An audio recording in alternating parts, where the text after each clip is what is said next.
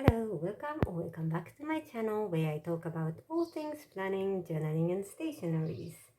And welcome to my Bungu-mas episode. This video is the 13th one and this is my way of Bungu-mas. So for the first 25 days of December, I decided to do this daily post where I share all the things that I used in 2024.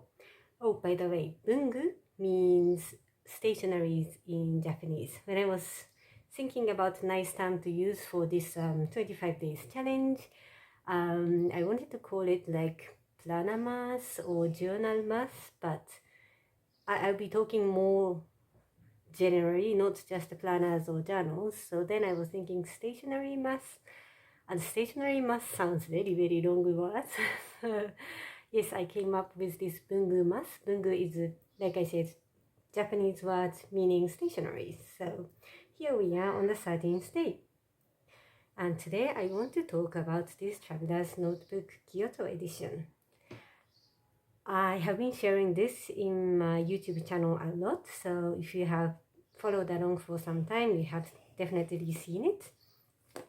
So I have gone to Japan trip this year in May, and I had a chance to visit Kyoto, or I actually strategically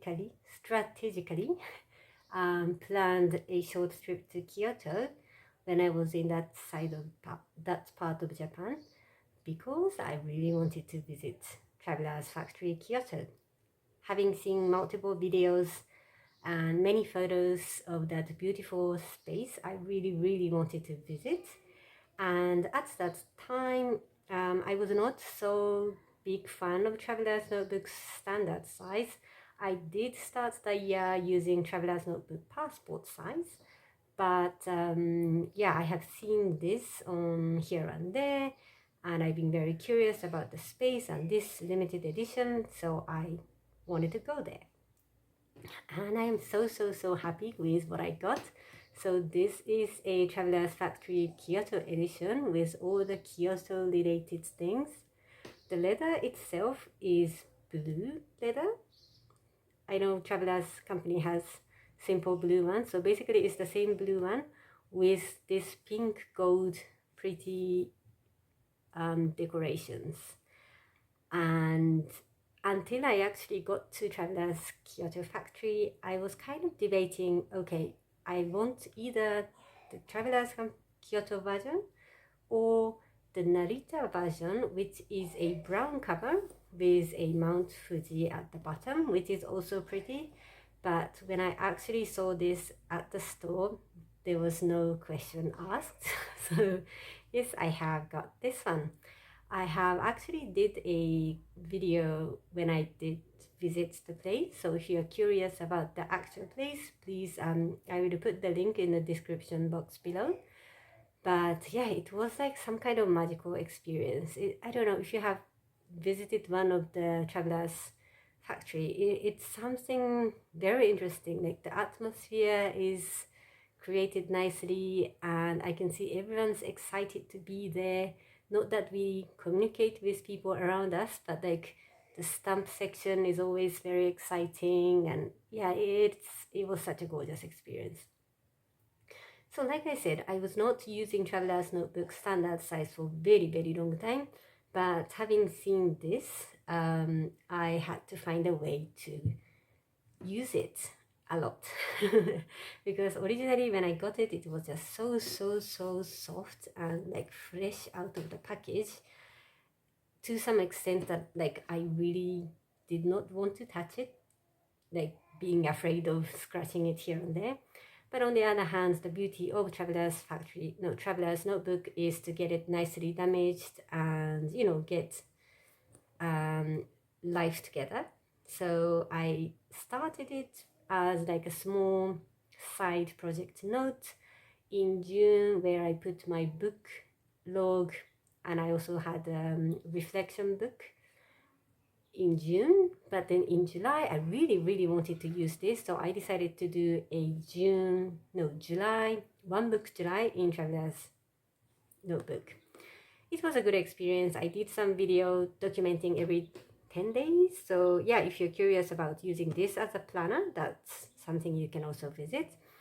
But at the end of that day, now that I'm really into ring planner life, having the flexibility of adding, deleting, being creative on what to put in a planner, this bound book style did not quite fit the need. So this has been a good journaling book for the past 5 months, 6 months actually, starting from August onward. So as of now, I have two books which I try to use regularly. One book is for journaling, and oh yeah, I actually have a vertical here at the moment, but normally it has a commonplace book inside. So those are the things that I want to process my thoughts and also document my current interest. Yes, so it was a nice experience for me to rediscover actually, because before this I had this brown one which was sitting at my parents' house forever. This is like more than 10-year-old. I do remember buying it around 2012 or 2013, and even at that time I tried to use it as planner, but with the size it didn't quite work, and I don't know how long I actually used this one. At that time I was more into the smaller passport size, so I remember using passport size a bit more often. But now that I am back in standard size, I mean, like, I use both of them, but I also fetched this from old cabinet, and mainly I'm using this one for my journaling and commonplace book, but other active notebook, meaning my book log and what do I have? Yeah, reflection book is still in here. So I'm so happy that Traveler's Notebook standard size is in my daily life again. And I actually also bought this Traveler's factory tag back in Japan also. So I've been using this for 5-6 months, and I just noticed it's really changing its color, mainly at the back side though. So yeah, this is also something interesting. Originally, I was not sure if I wanted to put this because it does damage the cover itself. Can you see?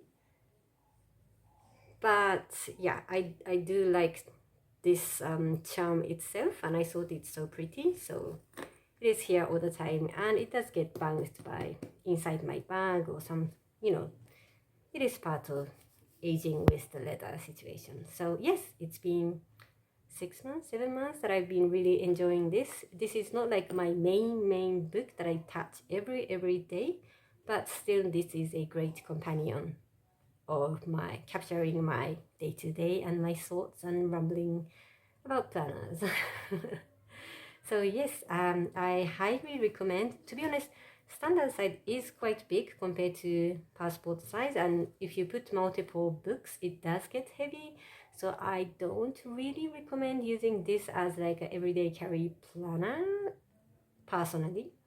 But this is great for journaling, stay at home, but having the flexibility to add multiple different notebooks, and it's just the feel of it is so nice, and you really want to like sit down with a nice fountain pen, have a nice cup of tea kind of setting is, yeah, the vibe. So yes, this one I'm definitely using into 2025. Also, I also want to kind of like enjoy this one too, but this is like sub. This is the main one that I'm enjoying this year. Okay, so thank you very much for tuning in, and see you in the next video.